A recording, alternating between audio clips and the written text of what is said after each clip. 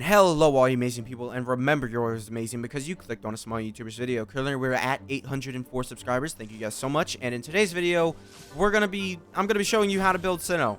First of all, let's go over his weapon.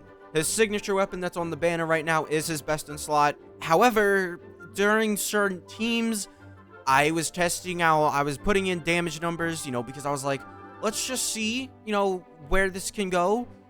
During certain teams, Staff of Homa ended up being better. That was on a hyper carry Cyno, which is not viable really on the meta at all. So I wouldn't recommend, oh my god, I have Staff of Homa. Actually, no, I would definitely recommend if you have Staff of Homa, there's no reason for you to summon. Because on every other place, it's also very close. It's just that Staff of Homa was actually able to beat out his best in slot in some teams. This is also, we'll get into it later on the artifacts, but this is also a couple things. This is also assuming that you have like the best artifact. So there was 0% HP also on here. No HP at all was on Cyno. He had pure elemental mastery, energy recharge, crit rate, and crit damage. That is what I went for him. So no HP at all was given to Cyno. So if you have a Cyno with high HP, Staff of Homa could be good. However, another reason that I would say his actual best in slot is because if you can see here, crit damage 66%. Wow. That's going to make his crit damage really high. However, he scales with crit damage. If you go to his ascension, right? You see this crit damage, he'll get an extra 10% crit damage if I ascend him, right? But that's where you want to go for. Alright, cool, Cyno. So Cyno disintegrated his spear and, it's a little weird. But yeah, as you can see, we have low crit rate, high crit damage. His best in slot weapon actually has crit rate, which is another reason to actually not use Staff of Homa. And if you have Primordial Jade Winged Spear, at R1, they were so close. R1, both of them. So if you have Primordial Jade Winged Spear at a higher refinement, it's better than Staff of Homa. So there's no reason to summon for Staff of Homa on Cyno. Okay, so I would like to actually mention another one, which is Engulfing Lightning. Engulfing Lightning could be very good on Cyno because Cyno needs a lot of energy recharge. So it's not too much of a damage decrease. However, there's a lot of characters, that you might want to use with Cyno. Let's say you're doing National. You could definitely put Shangling on Engulfing Lightning. So just be wary of that. If you have a free Engulfing Lightning on and you're running low on energy, then yeah, you might want to use Engulfing Lightning instead of, this Staff of Homa to get an extra like 1000 damage on every single hit.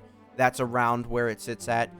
Or so you can use Engulfing Lightning instead of the 3 above. I mean, it honestly might end up being more beneficial for him, realistically, because you won't have to put as much energy recharge with your artifacts. However, it isn't like it's not like amazing damage. The 4 stars are actually out damaging it. Speaking of 4 stars, there's 2 4 stars. The first one being Deathmatch, which is his best in slot for a 4 star. Second one being Blackcliff Polearm, second best in slot for 4 star. And then, you could see those 2 weapons are not exactly obtainable really easily, like a couple of other 4 stars that you just get from summoning. Blackcliff, you actually have to summon and use that summon currency to buy the weapon, which I would not advise people to do. I would advise people to just buy more of the Fates. So that kind of takes that one off the table. And then Deathmatch is a Battle Pass weapon, so you have to pay to get it. Here we are with a dilemma. 4 stars. So the 4 stars that I would recommend in order is Moonpiercer, which is the new 3.0 weapon. Then I would go for Favonius Lance. Then the Catch. And if you have Lithic Spear, it could be useful. However, most of his meta teams do not use any leeway characters, so you're not getting an extra crit rate or anything from this. Lithic Spear could be useful on him, however. So if you do have Lithic Spear, I would probably use it over Favonius. Well, I would probably use it over the Catch. I would use it over the Catch. Just because this entire passive here is just not even helping out at all. Because he doesn't do elemental burst damage. And then his elemental burst damage can't have a higher crit rate, right? So that's all you're really seeing from that. So it's not really that good. So this is not good for Cyno at all. So I would say Favonius Lance, energy. So this energy, it gives you for whatever character you switch out to. And I think it gives you a little more on your other characters, just not, the full 6 energy. So it could be very good, but this is also a weapon that would be highly beneficial for supports. So if you already have this weapon equipped onto, like, let's say you have Shangling, right? So if you already have this weapon equipped on, like, Shangling, then go for Lithic Spear, because, I mean, Shangling is going to be applying some sort of thing on Lithic Spear. But Moon Piercer is really where you want to go for him, because you're going to be doing those reactions. You're going to have an EM buff there. So, yeah. Now, let's get into his artifacts. Now, currently, I'm not running the most optimal artifacts, because I was trying to farm artifacts for what I believe is going to be Kusanali. I think this is going to be Kusanali's best set. So I decided I was going to farm for it because I wanted to get Kusanali, right? Currently, his best set, most people agree that his best set is going to be...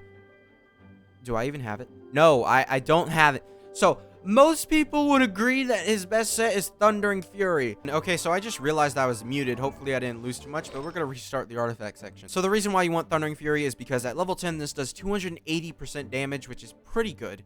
And then also it gives you an extra 4 seconds on your burst, which if you can make your burst last up so long with this. I mean, it's just insane. So then for a second set, I would just say Gladiator. Gladiator is a set that's basically, if you've farmed anything, like the new boss is even giving Gladiator. Like every single boss in the game has always been giving Gladiator. So the chances that you have a good piece for Gladiator is pretty good.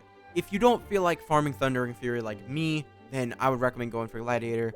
But you can also use Gilded Dreams. Gilded Dreams is a decent set. It seems like it would be designed for him, right? However, they made his scaling way too low. This should have been... the problem, I think, was they realized, yo, if we make this too high and we make it like 500% and then like, 300% or something, then it's going to be way too strong. But at the same time, it feels like EM on this guy doesn't really do much. However, it does do a lot because it allows you to proc reactions, which if you look at the team that I'm using with him, while they're not built basically at all, and they're all unleveled, except for Fischl. Fischl's sort of decently leveled. She just doesn't have artifacts, right? So with this, you're going to get a lot of reactions. It's going to increase your elemental mastery. I'm getting 100 elemental mastery, and I don't know if this gives him another 14% for himself, but 14% attack, right? 100 elemental mastery, 14% attack. Pretty good.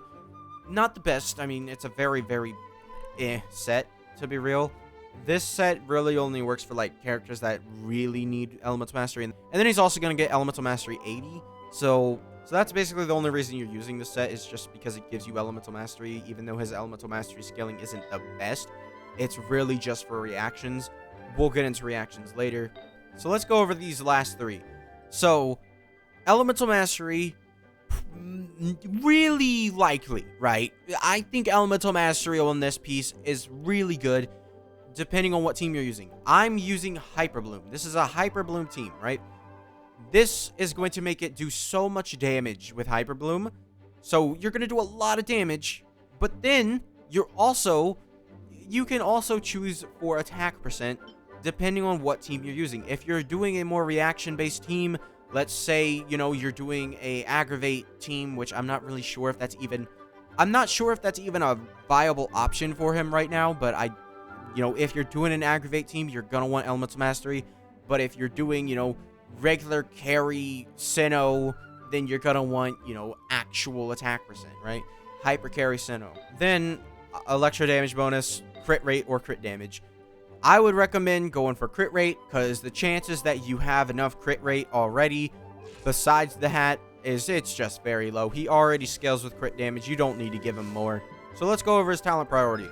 First of all, you want to just level this up as much as possible, because this is basically his burst and his normal attacks tied into one.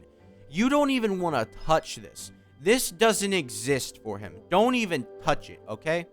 So you want to level up this, but then also get this to a respectable level, because this can do a lot of damage, especially if you've gone down the route of using Thundering Fury.